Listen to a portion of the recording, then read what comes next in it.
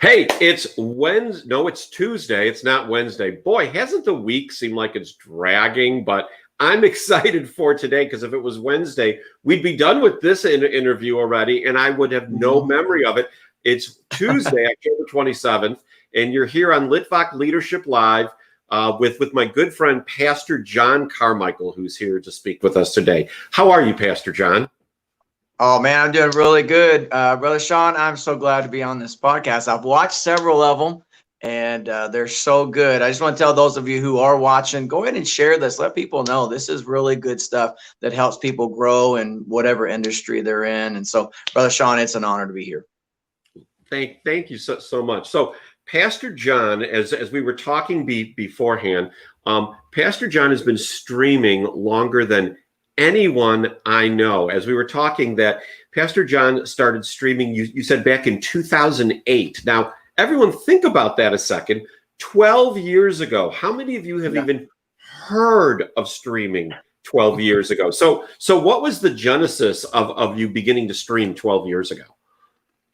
Well, once we saw the internet, that it was taking off the way that it was, and once we could figure it out, we just decided to go ahead and do it. And I knew we were preaching to the audience that I had there and on Sunday mornings, but man, the world is so big, and we just thought, well, anything we can do. I just have such a commitment in my own heart, my wife and I, to get the word out to as many people as possible. So I thought, you know what, we're preaching these sermons to these folks. Let's just do what we can to make them available, and maybe they'll bless a bunch of other people. And it's been interesting. They're out, and for full disclosure on streaming, let me say this: I'm actually not a fan. I've been doing it so long, but I'm not a fan of it for church because I feel like it gives people, the excuse not to come. But I thought, they're going to watch something. They're going to watch it somewhere.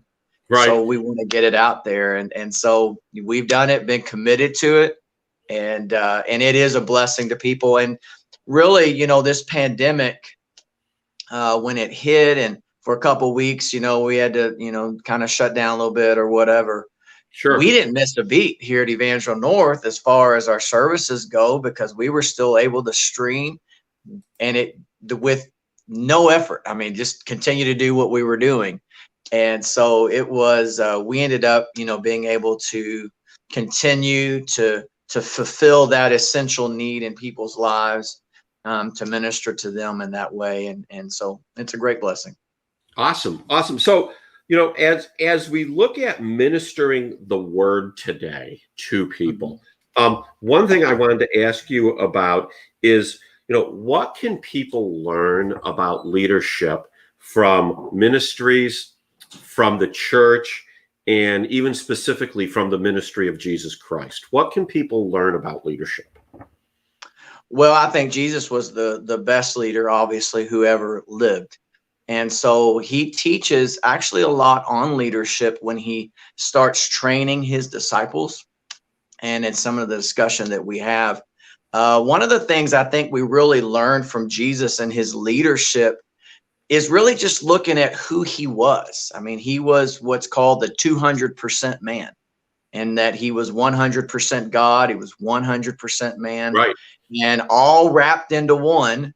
So here he is, full of God, full of God's power, full of God's holiness, able to heal the sick, cleanse the lepers, raise the dead. But at the same time, he took on flesh and blood.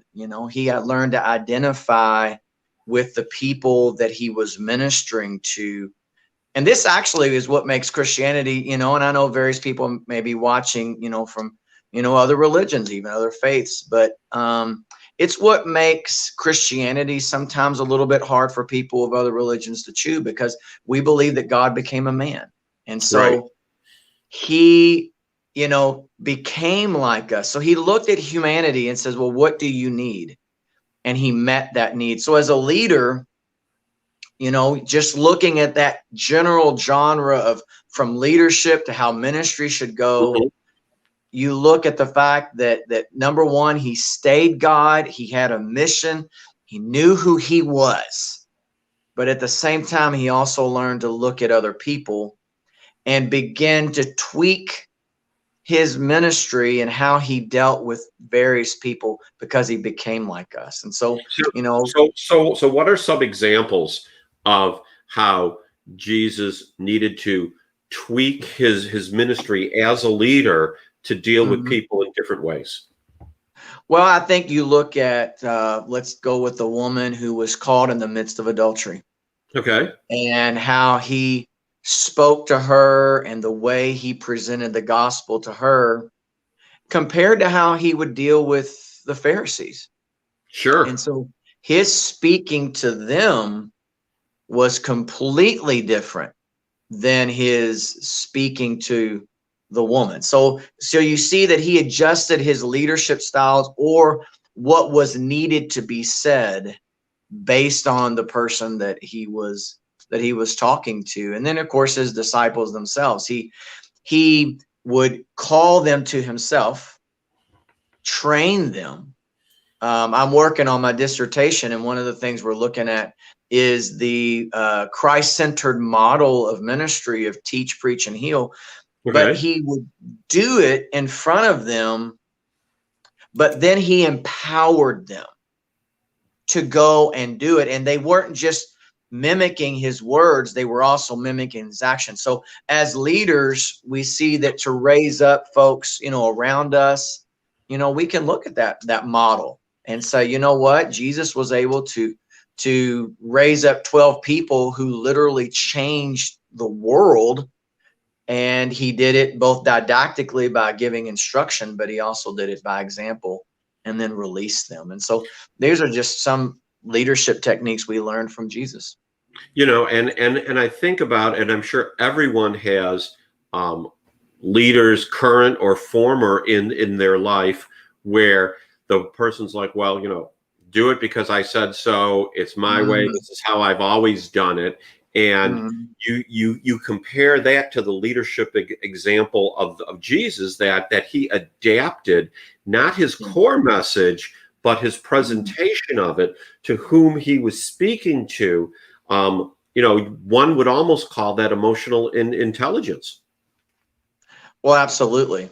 And I think that, we talk about emotional intelligence, that actually goes a lot of different ways.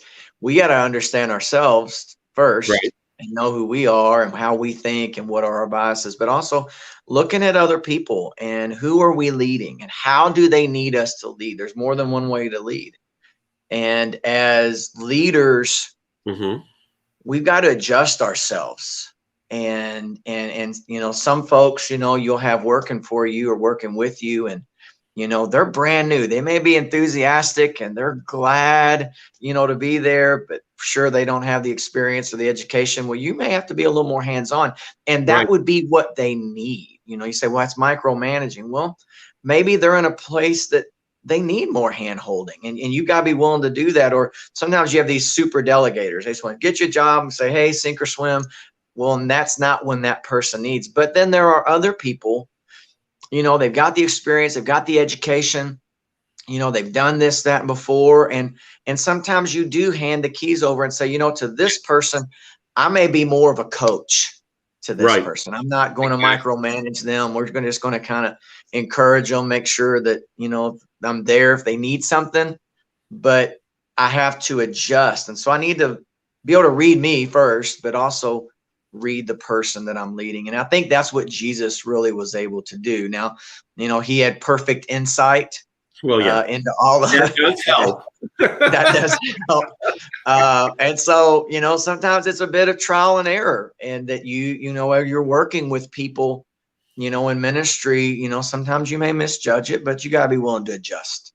So thinking back to early on in your career, way early on, even, what inspired you to decide to go into the ministry, where you knew you would be, yes, you'd be serving, but you would ultimately be leading people and have great responsibility? What inspired you to seek out that kind of role for your life? Well, that's a really good question. And actually it came in various stages. And I'll just say, first of all, the call to preach and to be a part of a church and to minister, that came as soon as I became a Christian. I was 14 years old, surrendered my life to Jesus Christ, and at that point could honestly not see myself doing anything other. In fact, I'll tell you a little story. The first church building I went to, it actually got sold recently. And there was a particular prayer grotto that I went into. Well, with permission, I want to make sure I say this. I went in and cut out a piece of the drywall, because it was original drywall that heard me pray prayers when I was 14 years old. Knew God had called me. And I want to make this very important distinction. Knew God had called me to preach. But something that did not come until very late is the understanding that I was also called to lead people. Okay. And I did not make that connection. So actually, I never worked on my leadership, never thought about leading, never grew as a leader, just tried to, I'm just going to preach good. So all I'm going to do is I'm just going to preach really good, but not recognizing the fact that leadership and learning to lead must be developed. That's one of the things about this broadcast that you're doing. From a formal setting, people can get this type of information, but this is an informal setting, but still you grow. And all I focused on was praying and reading the Bible, and I'm just going to preach really good sermons. But to be honest with you, I was a very bad leader. So that question was really twofold for me. When did I know to preach and lead? Well, the knowing to preach and desire to preach came that was early on. And then it wasn't really, honestly, if I had, it wasn't until the last few years that I've understood the deficiency in my leadership. And also, though, because then I kind of got that, man, you're not a very good leader once I started looking at leadership. Then I had to make another step. Well, okay, fine. You're not a good leader right now, or you can get better, but you can get better. Absolutely. And that was a light bulb, life-changing moment that, Jesus was a perfect leader from the get-go. But when you look at, for instance, Peter had to grow, and Jesus at times had to rebuke him, had to correct him. But Peter ends up being the first of the great leaders of the church. Yes. But he didn't look like he was going to be early on. I mean, he looked, it was pretty rough, but God ended up making a good leader out of him. So what different types of training or resources do you recommend for people that want to grow in their leadership skills? In addition to, of course, Litvak Leadership, but other than that, absolutely. What else do you recommend to people? Well, first of all, I think that, books are out there, books by good people. I've heard this when I was growing up. I hated it. I thought it was so silly, but it's true. Readers are leaders, or actually leaders are readers. Leaders are readers, absolutely. You've got to read, and you've got to take in those resources. Secondly, and this is an area that I'm still growing in, but you must network with other people. And you've got to be connected with people to help grow yourself from a personal, a relationship standpoint. And if you can, get some formal training, go to symposiums, go to, if you can go to school, audit some classes, receive as much information as you can. And then obviously from a pastor's point of view, definitely, praying and reading your Bible and recognizing that within the Bible are some very powerful leadership techniques, and you can learn a lot about how to lead from the Bible. Why don't you give the viewing audience one example of a powerful leadership technique that's in the Bible that since you had said it's just in the last few years that you've been focusing on leadership, what is one of the powerful leadership techniques that your eyes have been open to over the last several years? Well, and this would apply to church leadership, I think, of what I'm about to say. And so Apostle Paul would talk to the church, and he would talk in terms like he was their father. One time he described himself as a mother. So here, that's gender role type thing. So as he looked at his leadership and was looking at I believe it was the Colossian church, if I'm not mistaken, he was looking at the church of Colossae, and he was talking about them and how his relationship was as a father and his relationship then as a mother. He brought in a family order and a family mindset, that his role, yes, was in charge, but really was to lead them and to love them. And I think that's one huge one about leadership. And then there's an example in the Old Testament I'd like to give, if I can just throw this one and just as a bonus. This is a bonus. Bonus answer. Here we go. Bonus. This is Bonus Tuesday. It's better than Taco Tuesday. So here we go.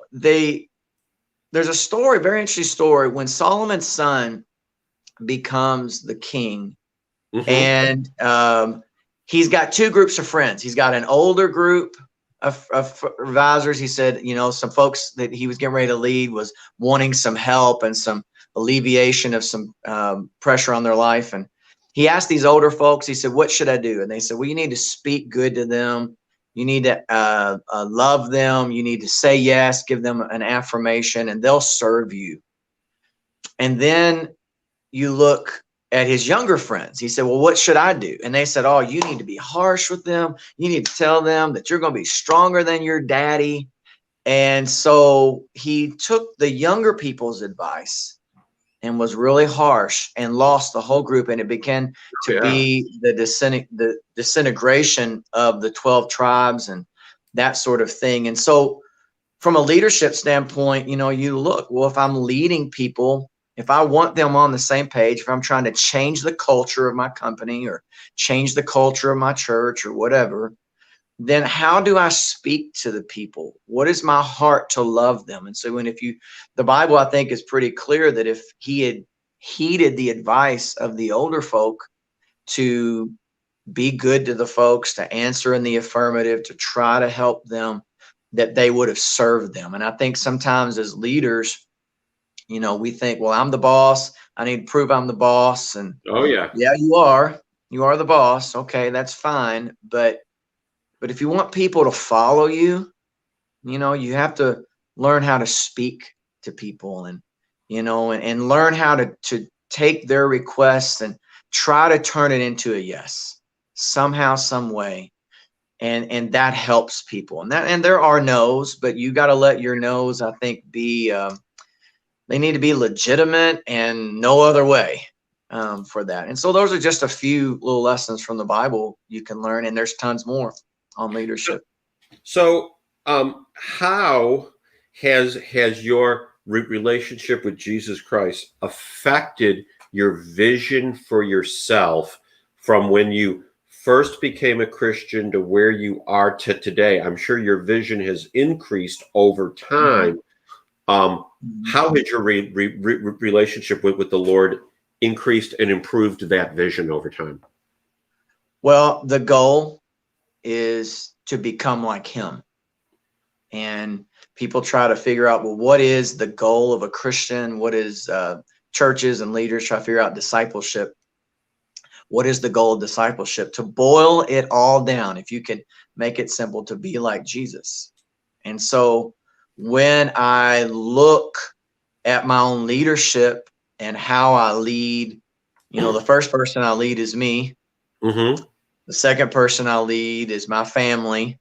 Right. The third group is the church. And then outside in the world is to look at Jesus, look at how he led, look at what was, to be like Jesus. What does that even mean? Well, I want his perspective. I want his character.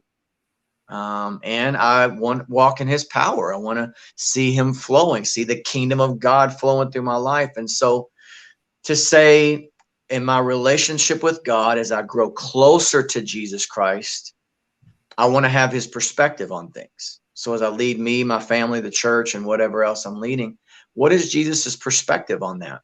And then as I lead my family, what is Jesus's perspective? What's his character like? And then, with us, we, are kind of a Pentecostal charismatic church. We want his power. I want to be able to I don't tap think in kind of is the to right the word. supernatural. Huh? I don't think kind of is the right word. Not I kind think of. you just No, need to take kind we're of out. full in. Yeah, We're full in. And I think Evangel North is full in. that's right. We are full in. And so, looking at those three aspects of Christ, and as I go closer to him, his perspective, his character, and his power, that's what I want to see as I lead me, character, perspective, and power, my family, and the church. I like that. Character, perspective, and power. Perspective. Good soundbite. And power. All right. So, putting aside the Lord for a moment, Okay. still there. Okay. Who do you acknowledge as having the greatest influence on you as your development as a leader? The greatest influence, and so we're gonna say Jesus is a given, and Jesus so is a given, right? Jesus is a given. Okay. The greatest influence on leadership For you, for me. Well, I'm going to say this. I don't know if she's watching or not. She might be, but I'm not just saying this for fun. I would have to say my wife.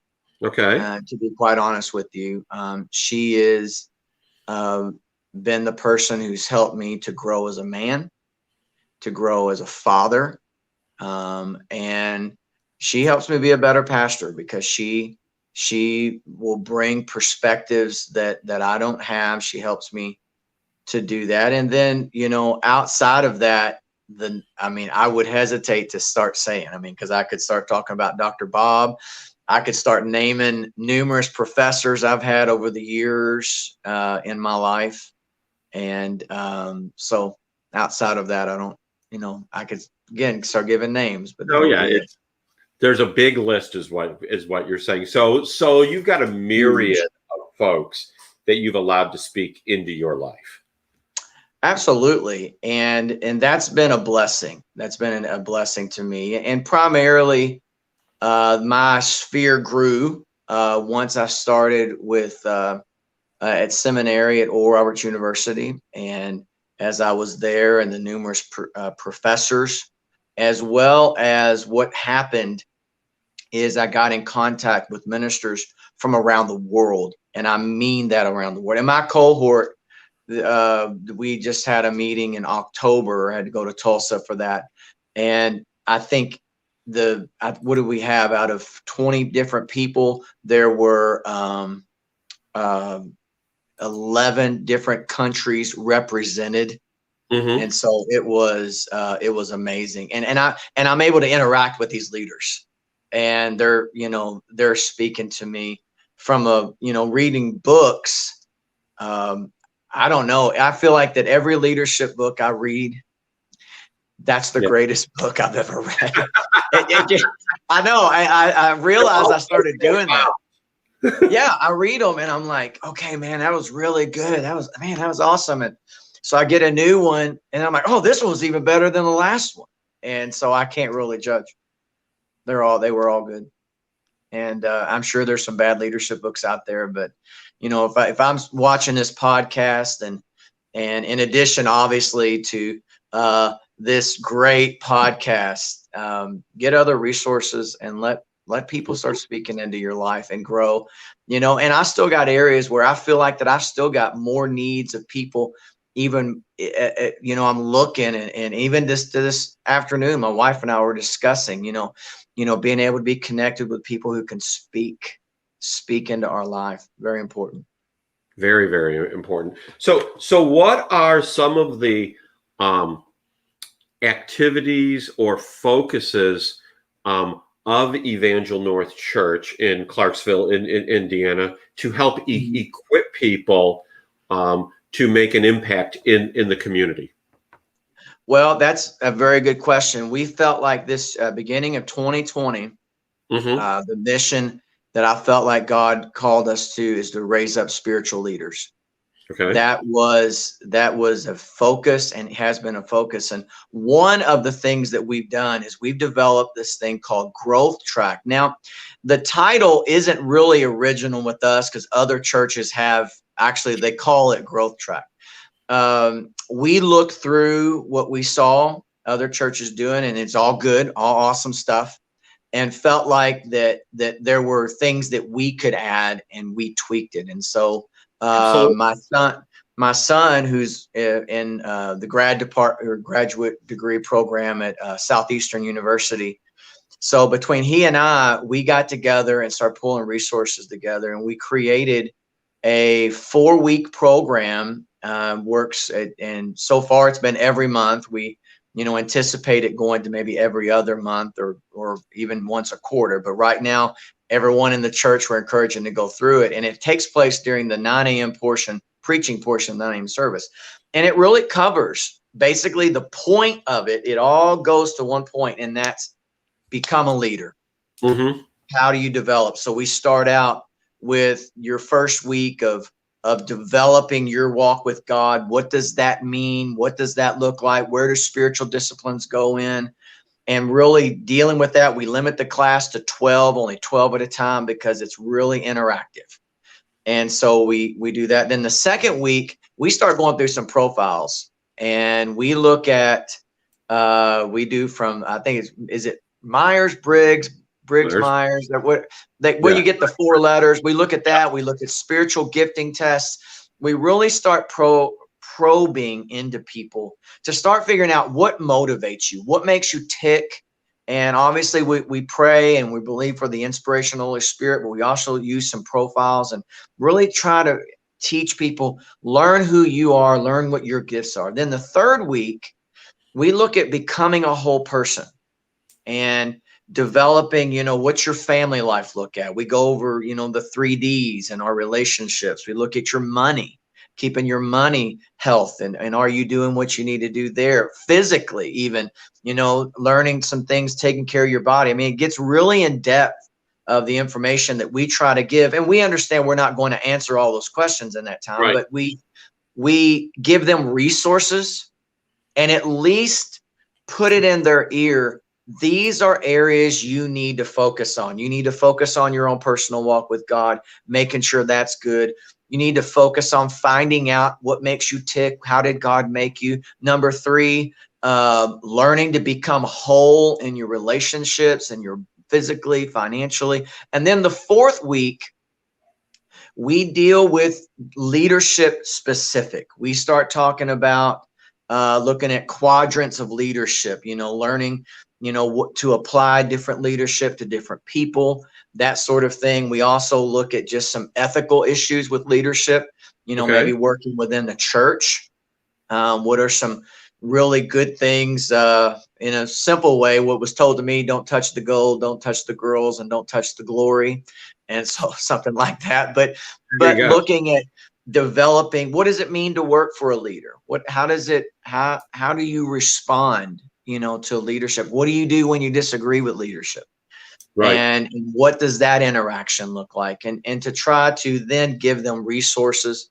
Then the final step of Growth Track is that we look at all of that on an individual basis, and we sit down with them, and now we want to plug them in. Right. We want to say, okay, now we've discovered some things. We know we don't have a whole ball of wax, but now it's time to empower you. It's time to send you out. It's time to begin to plug you in. And so we try hands-on to put people in. So far, we've had, every month since we went January, February, March, then we took a few months off and relaunched it in July. And it's been full every month, and people come out of it, and the reviews and the help. I think it's really helped our church to have more healthy leadership. within the church, which was the goal, is to really develop leaders from within. So from a tactical perspective and a strategic perspective, what is Evangel North Church doing with Sunday service, Wednesday service? How, have you expanded into more services to allow all the people to be able to attend, with the various rules that the state has put in place?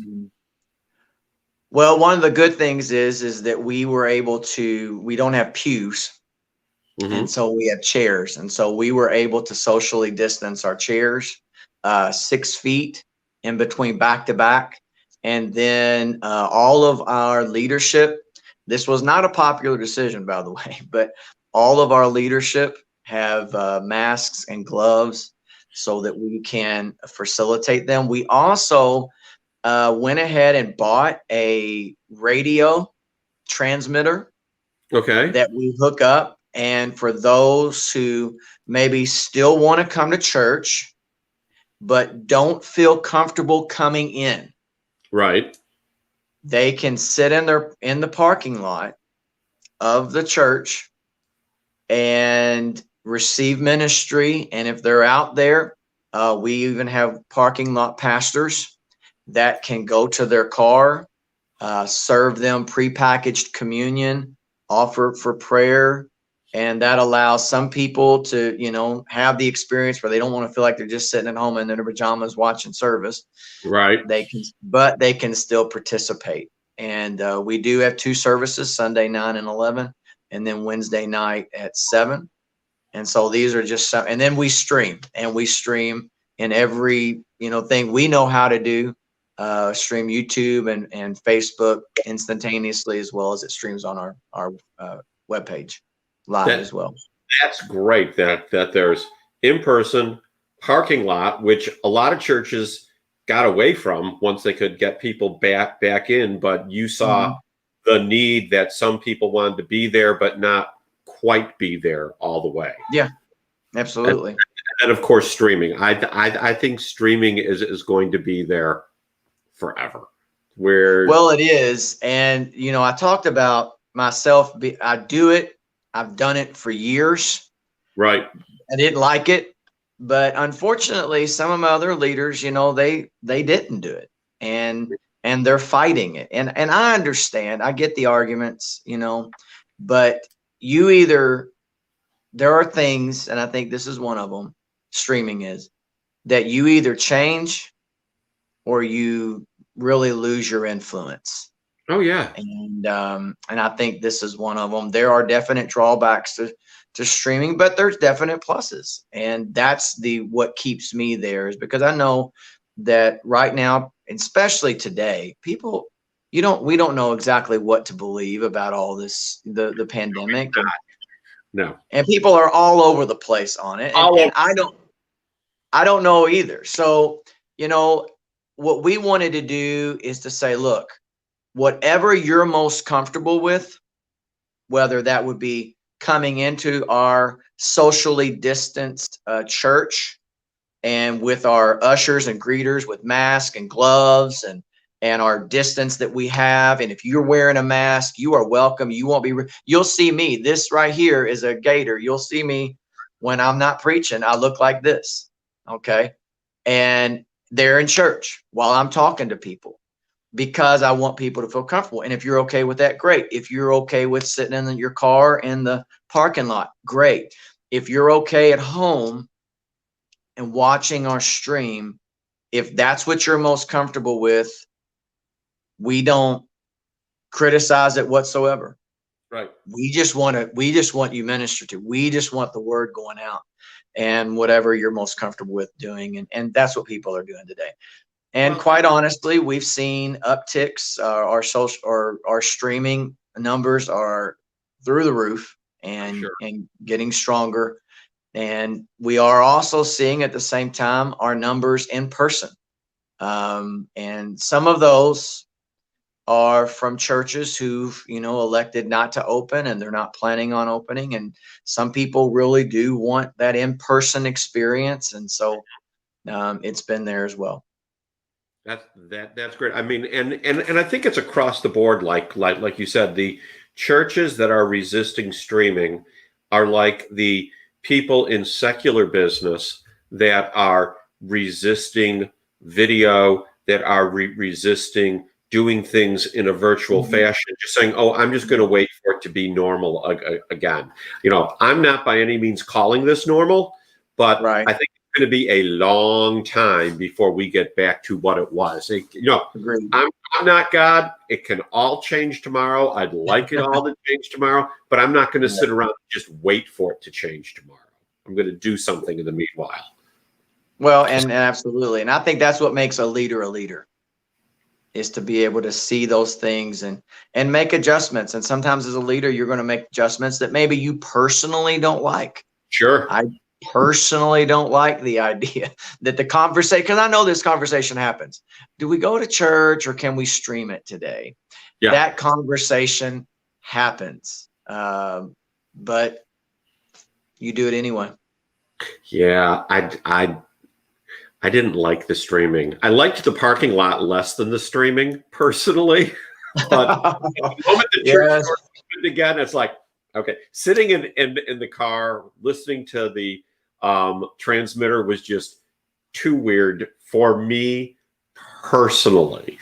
I was glad church doors opened again. So we've actually gone 34 minutes already. So we're here at the end. And in the last 2 minutes, I'd like you, Pastor John, to think about and consider, and then tell everyone, what do you want them to take away from this conversation? When someone thinks about the conversation we've had, what is that impression you want them to leave with? That when you surrender your life to Jesus Christ, that God can make you a leader, and he can make you a person of influence, regardless of who you are, what your background is, who's invested in you, or maybe who's not invested in you. That when you surrender your life to Jesus, you can become what God's called you to become. And that's not just some feel-good message. That is at the heart of the gospel, because I believe that God created you to be something special. I believe God created you to be in his image, what they call the image of God, the Imago Dei. You have that in you. And if you're watching today and you feel like, well, I've not lived up to what I should be, well, guess what? None of us have. You're right. But through Jesus, he can begin to redeem you and then restore you and make you to be the man or the woman that he's called you to be. Amen. Good word. So thank you, Pastor John. I really appreciate you being on the show today. For those of you looking for a church home and you want to check out Pastor John and Evangel North Church, there's the website, evangelnorth.net. Check it out. I'm sure there's all kinds of information about the church, including the address and church times. And if you say, hey, Sean, I really enjoy Litvak Leadership Live, do me a favor, go to YouTube and subscribe. Yes, you can watch it here on both Facebook and YouTube, but when I get to 100 subscribers on YouTube, I can even change the name from Sean Litvak to Litvak Leadership. So consider doing that. Pastor John, again, thank you very much for being on the show today. Everyone else will be back tomorrow with an equally interesting and engaging guest. Have a blessed day. Amen.